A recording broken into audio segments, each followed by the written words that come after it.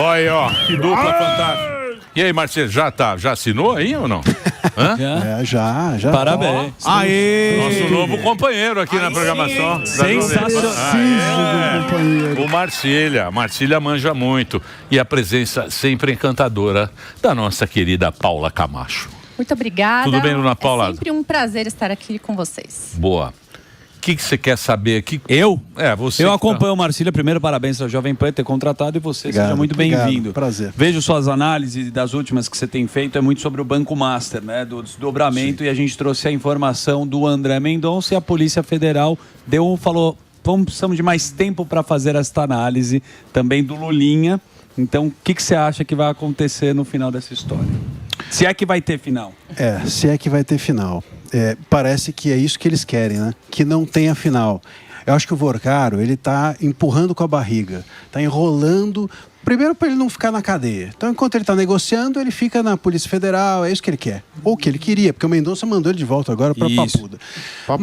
Papudinha. Mas ele está enrolando também porque talvez ele acredite que, enfim, em algum momento venha uma salvação, né? Sabe-se lá de onde, sabe-se lá de que figurão. Ele tem muita gente, né? Tem muita gente na folha dele. Ele acha que alguém vai salvar ele. E é possível, porque, enfim, a gente muito contato. Né? Relações ele tem. Não, olha o histórico com a Lava Jato, né? Então, olha o histórico que nós temos no Brasil. Então, para isso aí acabar em pizza é facílimo. E você sabe que agora, hoje, até saiu uma notícia de que o Vorcaro, ele desistiu da delação, né? E que a mira dele agora é em anular as provas.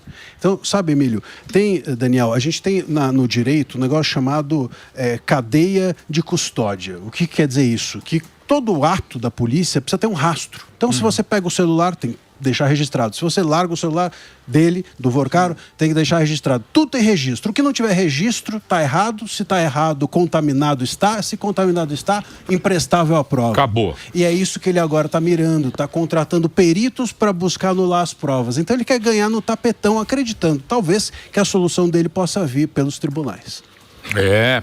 Que a gente já viu acontecer. Já viu acontecer várias vezes. A Lava Jato fizeram isso. Aliás, as provas da Odebrecht em 2023 foram anuladas exatamente por conta de falhas nessa cadeia de custódia e a gente chegou até a devolver dinheiro para os réus investigados. E réu confesso. Inclusive, foi feito pelo Dias Toffoli, né? Foi feito pelo Toffoli. Inclusive, foi feito pelo Toffoli, que teve acesso a essas provas antes de qualquer pessoa, né? Vamos lembrar que lá no começo, quando a Polícia Federal buscou esses aparelhos, esses 8, 9 aparelhos, e buscou os pendrives e os computadores, ficou lá armazenado no gabinete do Dias Toffoli. Então, pode ter acontecido qualquer tipo de coisa ali. Se aconteceu alguma coisa, pode ser tudo anulado. E isso é muito sério, porque é possível seguir o caso Master, e aí vale também para o escândalo do INSS. Perfeito. Mais ou menos a mesma coisa. Mas você consegue seguir o caso sem a delação, porque tem essas provas. Mas você não consegue seguir sem as provas. Então seria uma forma realmente de matar o caso. É uma manobra jurídica que eles sempre conseguem fazer, é né? É isso. Agora... O Fluminense, ele é o Fluminense do... no tapetão. Sim, lá. Tapetão. O Fluminense era o rei. O advogado do Fluminense. O jogo no campo não vale, né? Da Série C para campeão brasileiro. Eu queria perguntar para vocês dois, e aí vocês escolham a ordem, quem responde primeiro, que é o seguinte, o Emílio trouxe essa informação, que é o seguinte: Lula libera o 520 milhões para propaganda antes de eleição. Como isso como a gente pode explicar da melhor forma? Para que vai essa propaganda? E na opinião de vocês, dá para salvar o que esse governo fez pela propaganda? Eu acho que quem está assistindo já percebeu que esse dinheiro está sendo investido. Porque, gente, se você assiste, por exemplo, uma plataforma de streaming e você não paga aquele mais alto, né? Aquela mensalidade mais alta, você tem propaganda no meio do filme, por exemplo. E muitas vezes é propaganda do governo. Você vê propaganda do governo em aeroporto, na televisão, no meio de um filme, de uma plataforma. Então, esse dinheiro, eu acho que a população já está percebendo onde que está sendo investido. E detalhe que é mais que o dobro do que o Bolsonaro investiu em 2022. Então, é um escárnio, né? Eles estão gastando assim o nosso dinheiro dos nossos impostos desse jeito para fazer propaganda. Agora, a sua pergunta se Mas isso é legítimo. Isso é legítimo. tá na lei. É legal. legítimo. É legal. Mas... por que não é? Faz parte. Porque o Bolsonaro não gastou e perdeu a eleição, né? O que não é legal, ou o que não é legítimo, vamos dizer assim, é a propaganda disfarçada. Sim. E aí é um problema. Então, exatamente. A gente falso. A gente teve isso, né? A gente teve também essa semana uma notícia de que, enfim, perfis anônimos fizeram ali, foram impulsionados mais de R$1 milhão. Houve impulsionamento desses perfis, eram 7 contas no Instagram e no Facebook. Mas não é o gabinete do ódio isso aí, Marcelo? Pois é. Então tem um nome... aí o gabinete do amor, talvez. Entendi. Do desespero. Então, justamente para atacar o Flávio e o Tarcísio. Quer dizer, esse tipo de coisa que não pode. E também essas propagandas disfarçadas, como aconteceu de alguma maneira, ou potencialmente aconteceu no Carnaval, ou com esses alguns desses programas de governo. Então, isso é que é a questão. Sobre a propaganda oficial, é lícito, Emílio, mas isso precisa ser melhor regulado. Exatamente. Hoje em dia isso está muito Mas solto. você não acha que isso acontece? Porque do Bolsonaro deram uma travada. Se eu não me engano, tem uma regra que fala que você pode gastar a média do que você gastou nos outros anos. Então, essas coisas já são preparadas. O segundo ponto será que a máquina, e aí eu estou falando do Senado e da Câmara, não ajudam isso? Porque se você não tem a trava e o contrapeso, você faz o que você quiser. Todo presidente, até onde eu sei, tem o objetivo de se manter no poder. Então isso é uma coisa que a gente já sabia que ia acontecer. Não me gera estranheza nem surpresa. Não sei se te gera alguma estranheza. Isso não pode ser questionado na justiça, por exemplo, e colocar uma entrave? Vá à justiça. Esse que é o problema. As pessoas não acreditam mais na justiça. Vamos entrar na justiça Chamar contra esse tipo de coisa. Não vai dar em nada. Esse que é o maior problema. Mas precisa ter. A gente não pode desistir, né? Enfim, temos que brigar para que a justiça possa ser justa, pelo menos às vezes. Mas a gente tem... Você sabe que eu estava relendo até, um livro que é muito bom, que eu gosto muito, do Notícias do Planalto, que conta a história do período Collor. E eu estava vendo justamente essa passagem. Ali também eles discutiam, a publicidade do governo vai para que gabinete, isso daqui está estranho. Quer dizer, sempre houve essa questão. E aí entra o Congresso. O Congresso precisa fazer leis que sejam mais claras. Mas você não pode destinar para quem você quiser, ou tudo de uma vez, às vésperas do início do período eleitoral. Tudo isso é indigesto, para dizer o mínimo, e precisa ser melhor regulado. Agora, o problema é que o Congresso, muitas vezes, é aquele que faz o discurso de tá tudo errado no executivo, mas na hora dele mexer os pauzinhos, ele também não quer mexer, porque isso pode prejudicar os congressistas. Agora a questão, será que funciona, que você tinha me perguntado, será que vai funcionar esse tipo de propaganda? É a dúvida, porque o cidadão, ele tá vendo a propaganda maravilhosa do governo, está tudo incrível, né? Emprego arrodado, tá tudo acontecendo maravilhoso, a renda aumentou, o poder de compra aumentou. Mas a gente está vendo uma explosão de pessoas, por exemplo, na internet, reclamando que está tudo muito caro. Sim. Que não consegue colocar gasolina no carro, que não consegue comprar café, não consegue comprar picanha. Então, a realidade, ela é o oposto daquela propaganda que está do governo. Então, será que isso vai ser o suficiente para convencer as pessoas de que a realidade não é aquela? Você sabe que eu fui achar uma peça esse fim de semana, não vou nem dizer o nome, mas no final... Aí eles deram um papelzinho pro rapaz lá, que era um dos atores, e ele disse assim, então, aqui temos o apoio do governo federal. E aí ele se empolgou e falou, porque o governo federal... E começou a fazer praticamente um discurso político, o ator. Né? Mas tomou-lhe uma vaia. Mentira! Porque a turma acorda uma hora. Então tem que tomar cuidado também com o que você faz com a possibilidade da publicidade. E assim, vamos ser sinceros, se estivesse tudo realmente tão bom, será que precisava de tanta propaganda? É uma coisa, né? Porque se você está tendo que investir em tanta propaganda, e dizem que a propaganda é a alma do negócio, o problema é se o negócio não tem alma. Quando o dinheiro não é seu, você investe em qualquer coisa. Se fosse do bolso do terceiro, não tem esse juízo de precisar mais ou não. O problema, que nem a gente está vendo agora, o que estão comentando, pelo menos é o que a gente vê aí nas rodinhas, a boca pequena, é o lance do Flávio Bolsonaro com o filme, sim, o negócio do Vorcaro, e a Michele Bolsonaro, que foi lá e publicou um vídeo falando que o Bolsonaro era machista e não sei o que, não sei o que. Foi humilhado. Partindo deste princípio, você vê que o governo não tem nada para mostrar. Porque quando o cara tá apelando para a mulher do cara, que é uma briga familiar, sei lá o quê, só que isso também influencia. Sem dúvida. Isso influencia na eleição. Na percepção. Porque o cara não tem a certeza que ele quer o Flávio Bolsonaro. Sim. Isso aí. Então é um negócio que eles estão jogando pro segundo turno. Porque eles falam, o governo tá tão ruim, mas tão ruim, que quando chegar o segundo turno, o cara vai votar de qualquer maneira no candidato que for contra o governo. Porque é a rejeição que você tem, que são esses 61, né? Quanto que é a rejeição? É muito? É alta, Acho né? que é 50 e pouco, né? Que vai ser essa rejeição que vai levar o outro. Quem tiver disputando o segundo turno, leva. Menos odiado. Mas agora está tentando tirar a rejeição, né? Essa propaganda. No Brasil, a eleição sempre é vencida pela rejeição, né? Sim. É engraçado isso. A gente nunca tem uma aprovação, né? A aprovação é que fez com que alguém saísse vitorioso. É sempre o menos rejeitado. Bom, isso é complicado dentro do país. Agora, esse ponto, Emílio, que você traz, é importante, porque, quer dizer, a discussão, ela está muito em torno de fumaça, né? É muito em torno de fumaça. É discurso para lá, discurso para cá, briga familiar, enfim. Faltam, realmente, me parece, pautas concretas para que as eleições sejam definidas.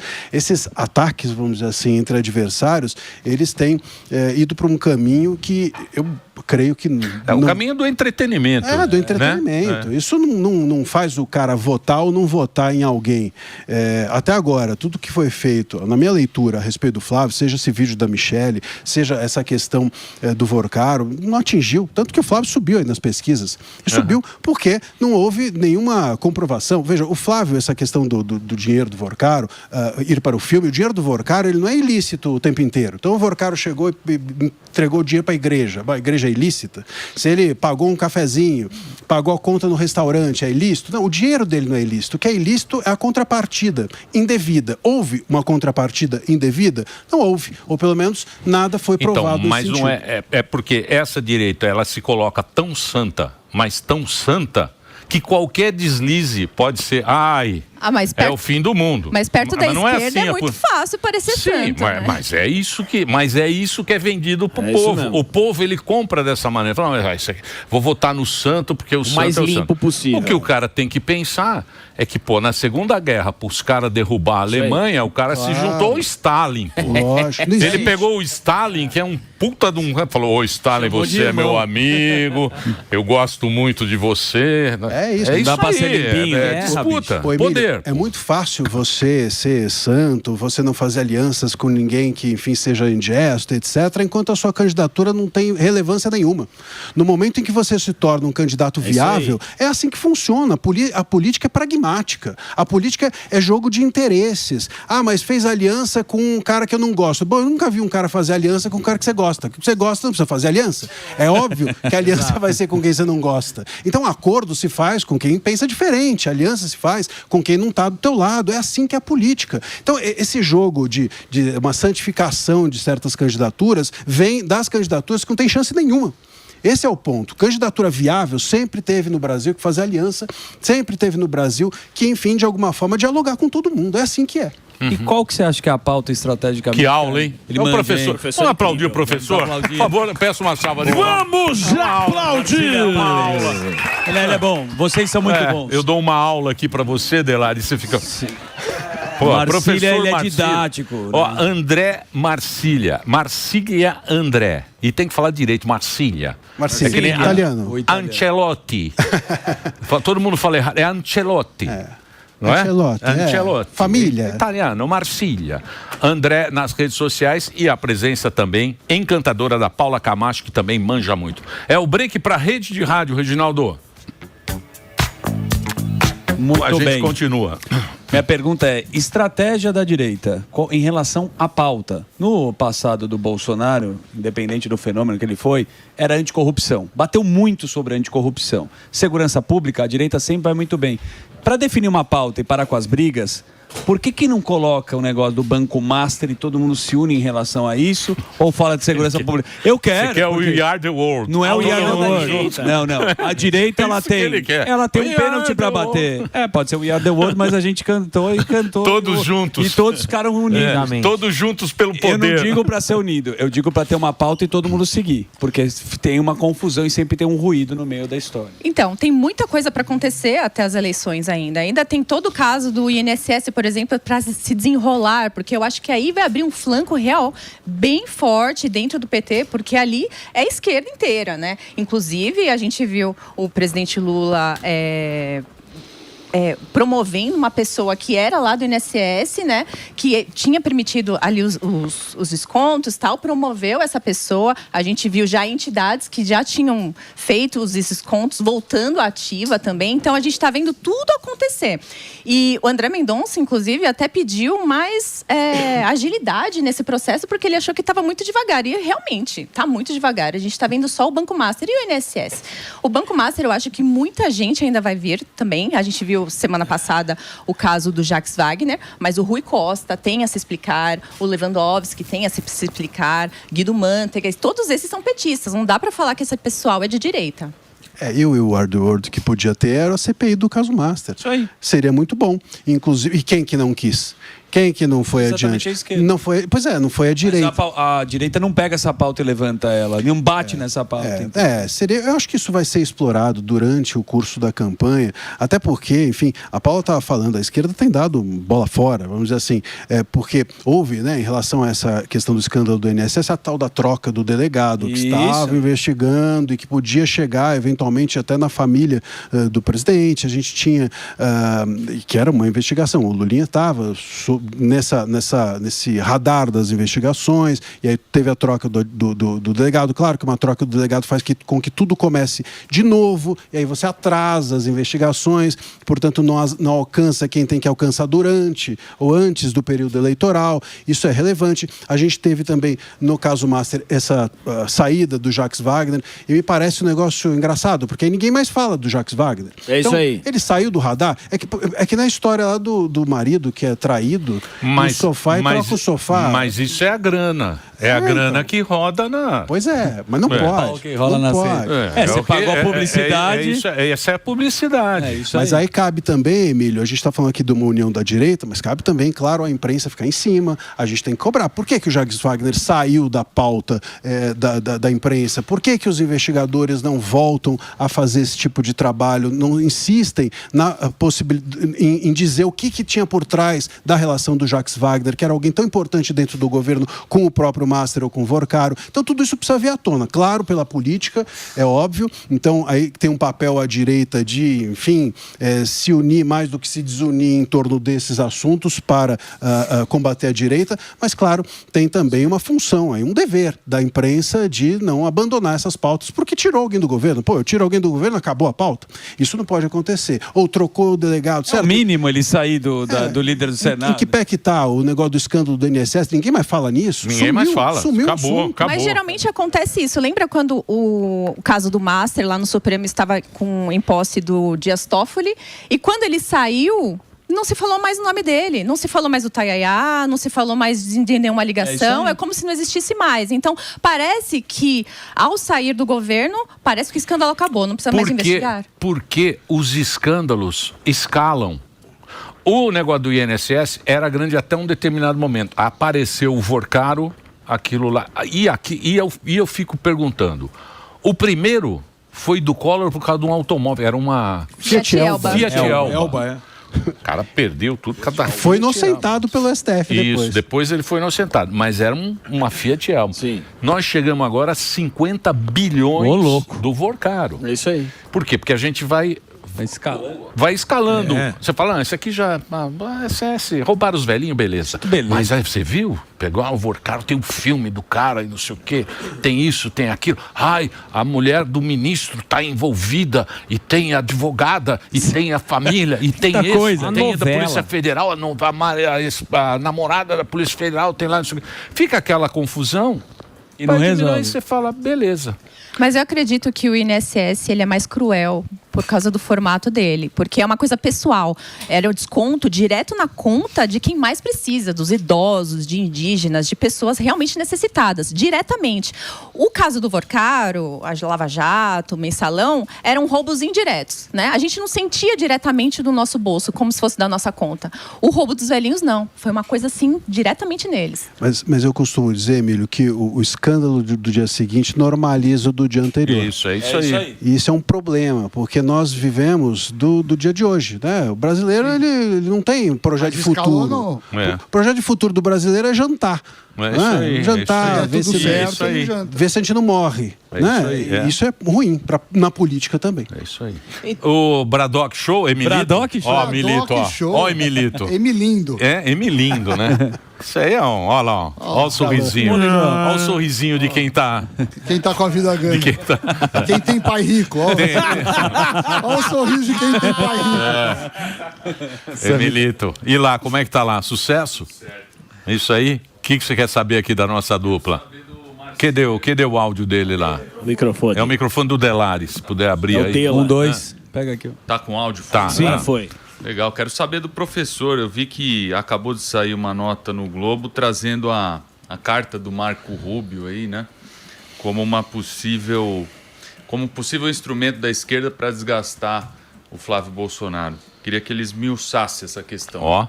Pois é, saiu agora, realmente, acho que até da Bela Megali, a coluna, e dizendo que o PT ele vai agora fazer um protocolo de 2 ações contra o Flávio, e essas ações são acusando uma criminal no STF, então mandaram para o Gonê, e a outra para o Ministério Público Eleitoral. Então eles estão atacando as 2 frentes. E o crime é o seguinte, estão acusando o Flávio de vazar dados oficiais, de vazar informações sigilosas do Brasil. Por quê?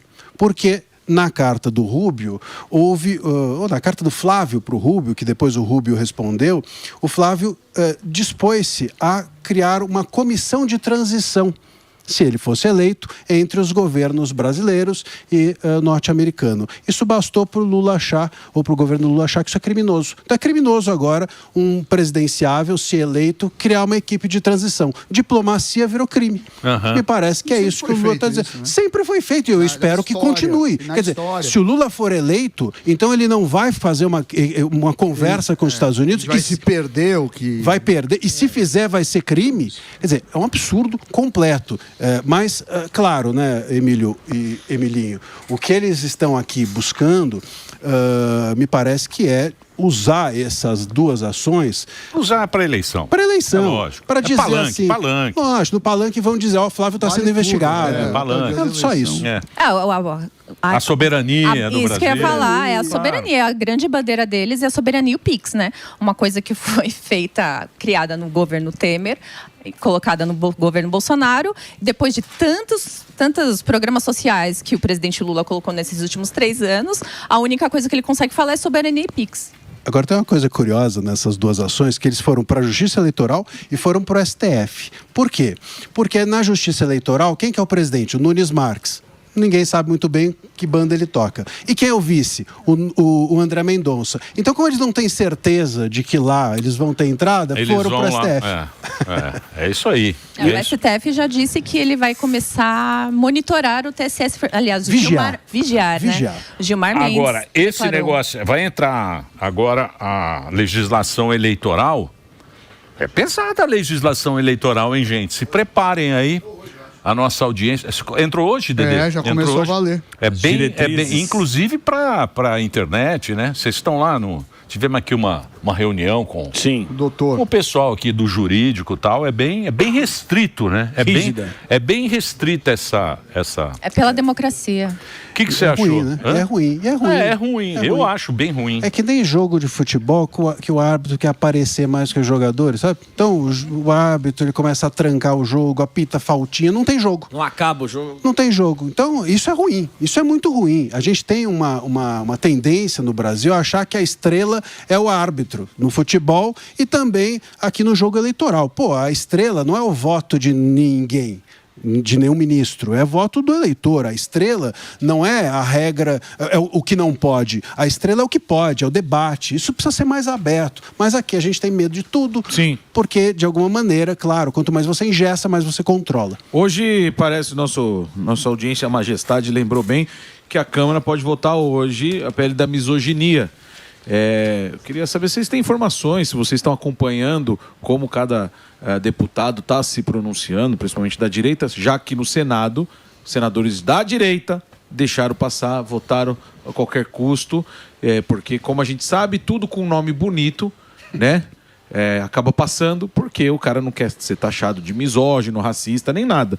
Mas aí, quando você vê a lei, o que é mesmo profundamente, muitos estão encarando como censura. Eu queria saber se vocês têm alguma informação, se vocês estão acompanhando isso, porque pode ser votado hoje lá na Câmara.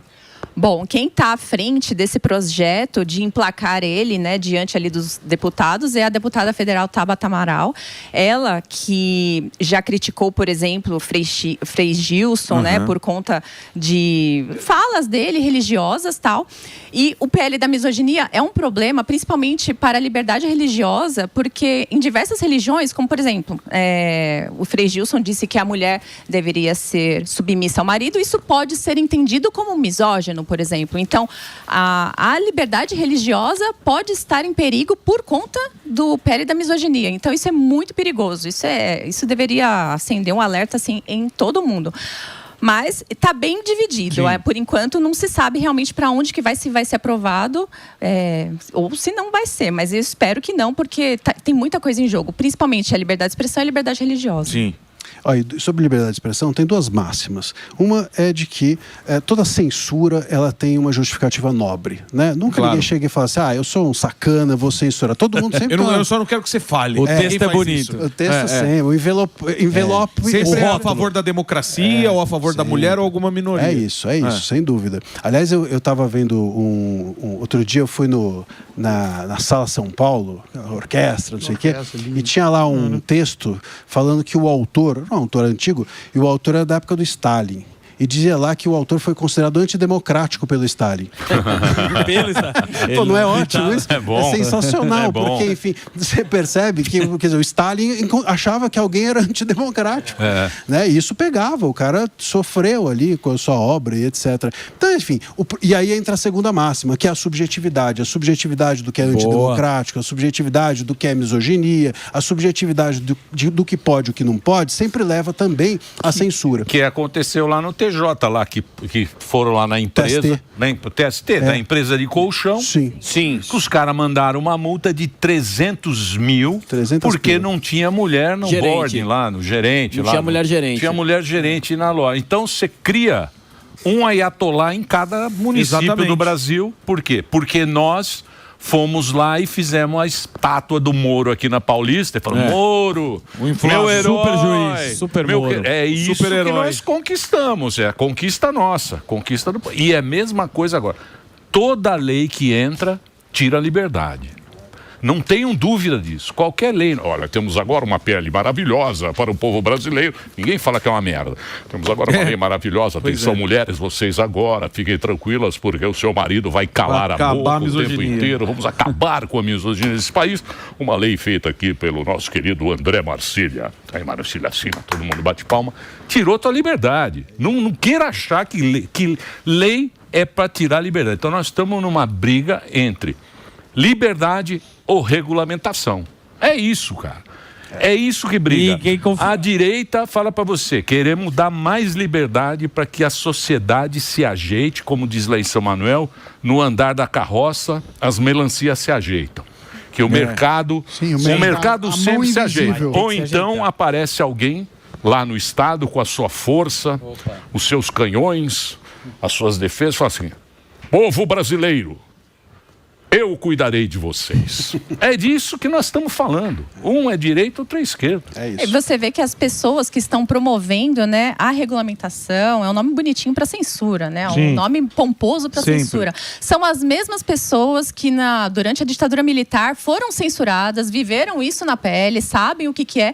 E durante muito tempo promoveram a liberdade de expressão, que o cala-boca acabou, lembra? Que tinha um monte de gente já que morreu. o cala-boca já morreu, que sempre promoveram isso, agora mudou completamente. Não, tem que limitar, tem que regular, tem que colocar limite na liberdade de expressão, limite na piada, tem que colocar limite em tudo, porque do jeito que tá, não dá. Inclusive, até lá no STF, isso é muito falado, né? Vamos lembrar diversas vezes que eles falaram que liberdade de expressão não é liberdade de agressão, por exemplo. Mas se a liberdade é para você só falar coisas que você quer, coisas que você gosta, não precisa de liberdade. Se você tem a liberdade de expressão justamente para você falar coisas incômodas. A democracia era para liberdade relativa, de expressão. claro. Se você não tiver liberdade de expressão, não tem democracia. Democracia é relativa. Não é isso. E você sabe que esse caso da regulação das redes ainda tem os 2 decretos que o presidente Lula assinou e que coloca o gerenciamento da regulação na mão da ANPD, que é um órgão vinculado ao Ministério da Justiça. Isso. Então, durante as eleições, porque isso vai valer em 60 dias. Durante as eleições, a gente vai ter uma situação um tanto quanto esquisita do Ministério da Justiça, que está debaixo do governo, gerenciar a fala do governo, inclusive, que é candidato, que é a reeleição. Então, isso, claro, que não pode, não é o adequado, não deveria ser feita a coisa dessa maneira. E, inclusive, os conceitos que podem ser retirados pelas plataformas sem ação judicial, sem notificação, eles tiram proativamente, esses conteúdos são, por exemplo, antidemocráticos. Pô, se o Stalin, como eu mencionei, podia achar que alguém era antidemocrático, como é que eu vou acreditar que esse conceito é objetivo para entregar na mão de um robô a possibilidade de arrancar do ar alguma coisa? Outro é discriminação. Pô, a gente sabe, o Léo Lins foi condenado a 8 anos por discriminação, porque contou uma piada. Depois foi, em segunda instância, revogado. Se a justiça revoga uma prisão de 8 anos, repensa, como é que eu vou entregar isso na mão de um robô? É óbvio que isso vai dar em censura. Não tem como não dar. E Emílio, esse negócio do TST que você comentou, das 300 pilas lá que foi a condenação, olha a gravidade disso, porque se nós temos o Estado podendo dizer quem vai ser o líder de uma empresa, aquela empresa não é mais privada. Pô, a escolha não é do particular, a escolha é do Estado. Ele que vai dizer quem é o líder da empresa. Sim, então não é mais privado. Mas é a propriedade privada. A gente qual é o nosso negócio aqui? É propriedade privada, é o livre mercado e é a liberdade de expressão. É isso que a gente está sempre discutindo aqui, falando. Esse é o nosso princípio, é isso que a gente quer, isso que a gente anseia, porque eu acho que o Brasil, para ir para um caminho melhor, é basicamente isso. E é isso que é democracia. Sim. Agora, querem tirar tudo isso e falar que aquilo é que é democracia, sem tudo isso. Não dá. Agora eu ia perguntar para vocês, lógico, né, da parte da eleição. Na eleição passada, 2022, foram... Algumas pessoas prestam atenção na gente quando o programa é bom. Direita verde, ó. Tem dia que os caras dormem Em Paula, tem dia que os caras dormem. Dorme mesmo, assim. Acordou 2 canos. Eu não tava dormindo se não fosse... No primeiro turno de 2022, 32 milhões de eleitores não compareceram, que são 20% do eleitorado. E no segundo turno, é praticamente a mesma média, né? Vocês acham que vai ter alguma diferença nessa eleição da abstenção? Porque são 20% da população, 30 milhões de pessoas que não votaram em 2022. Eu acho que vai depender muito do quanto isso vai doer no bolso. Porque, geralmente, quem está fora do governo, é muito fácil bater no governo. É muito fácil você criticar. Agora, quem está no governo, é fácil você liberar a verba para fazer programas sociais. Mas você fica com um teto de vidro ali. Você fica na vitrine para levar pancada de todo mundo. E a inflação, eu já tinha comentado aqui antes, que a inflação atinge a todo mundo. Todo mundo, até a pessoa que não está ligada em política, não liga para a política, ela sabe que as coisas estão ficando mais caras. Então, eu acho que isso vai ser um peso bem grande na decisão. Será que vale a pena eu ir votar? Vale a pena eu ir para a praia? Será que vale a pena eu arriscar num outro candidato? Eu acho que isso que vai votar. O quanto a vida do cidadão médio, né, que vocês sempre falam aqui do cidadão O médio. afegão médio. Do afegão médio vai estar comprometida com esse governo ou não. Sabe o que eu acho? Eu acho que a tendência nossa é focar no segundo turno. É que nem a Copa. Tá jogando lá Cabo Verde, Congo, você não liga muito. Não se emociona. Você se emociona. Mas se for pra semifinal... Quando vai pra semifinal, pro mata-mata, você começa a se importar. Então, acho que no segundo turno, em geral, a presença é maior. Mas tem um outro ponto que talvez mude nesse ano o cenário, que é o fato do Senado. O Senado não tem segundo turno, você vai votar no primeiro turno. E eu acho que todo mundo entendeu que o voto pro Senado, às vezes, é mais importante do que o voto pra presidência. Sim. O fator Senado talvez mude os números de abstenção no primeiro turno. Eu acho só um ponto, eu acho isso difícil, porque a gente pega pesquisas das pessoas, se elas conhecem política. A gente que está aqui falando sobre política, a gente conhece, a gente sabe que é deputado, vereador, senador, a gente sabe, mas as pessoas, em geral, não sabem diferenciar um vereador de um deputado. Em geral, assim, eu tô falando as pessoas... Mas eu acho que estão aprendendo, estão entendendo mais do que entendiam. Mas eu acho que ainda é muito pouco para ser considerado. Estão entendendo mais do que entendiam. Por exemplo, o fiel da balança, em qualquer eleição, é esse cara do meio, que é o afegão médio, é o cara que trabalha. Não é o bolsonarista louco, aqueles bolsonaristas, sabe aqueles bolsonaristas com a camisa, tal, com chapéu, e nem o petista, aqueles da camisa vermelha que ficam lá. Tudo bem, esses caras fazem o barulho. Mas quem determina a eleição é o meio. É o cara normal, é o cara que está ali, vai na é o cara que vai na essas medidas populares que o governo quer pegar. E você vê que o Lula falou que você viu que o Lula falou que não é de esquerda, porque ele sabe. Eu também não sou gordo. Porque tem a base petista, está ganhando. Não, porque ele sentiu, ele sente que o movimento vai mais à direita. Ele sente que esse discurso é antigo, é um discurso velho, esse discurso. Não pega mais ninguém. A gente está nessa era aqui, ó. Acabou. Isso aqui já não tem mais, já não adianta muito o cara ficar com essa conversinha. Mas ele pode ser que o Brasil ganhe a Copa. E aí? Aí, meu amigo. Foi o que aconteceu em 2002. Isso. Aí... Tchau, pessoal. Aí é um fator que a gente tem que pensar e já avaliar. Vocês acham? Você acha? Opa! E se o Neymar ganha a Copa? E se o Neymar faz o gol na final? Que ele era o cara... Aí o Brasil é outro. Você entendeu? Se a gente ganhar a Copa, o Brasil é outro. Em 2002... Hexa vota diferente? 2002 foi assim. Sim, mas era 2002 o Lula ganhou. Sim, mas era outro. Mas não tinha um antagonismo tão grande. Em 70 também foi usada a Copa, né? Não, isso era o Jango tomou champanhe na Jules Rimet. Todo mundo usa a Copa, a esquerda e a direita. Vai dar o Viola vai lá dar cambalhota. Vai do milico. Da cambalhota, lembra? Vampeta deu cambalhota lá. Você acha que o cara não vai usar a Copa do Mundo?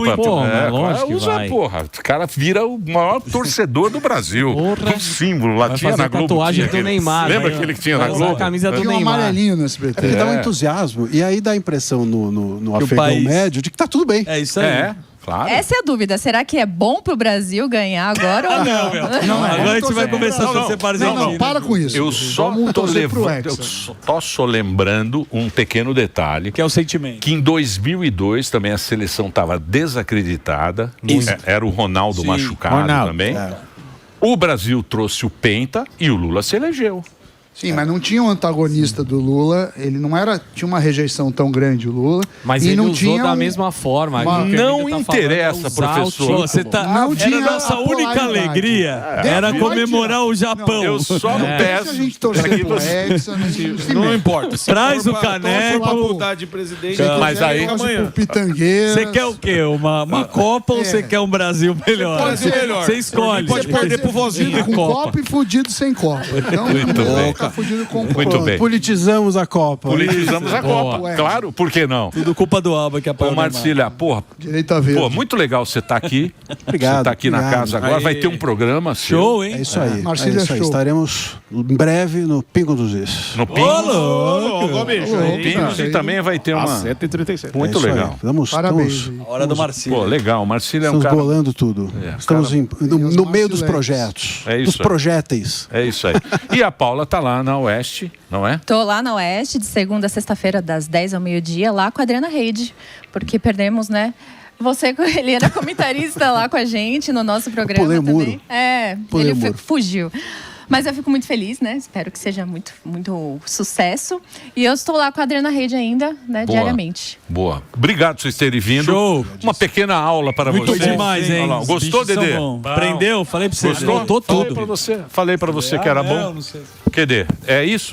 Então nós vamos embora? Estados Então, Unidos. Reginaldinho, faz o break, Reginaldo. Vai lá, manda bala. Uou!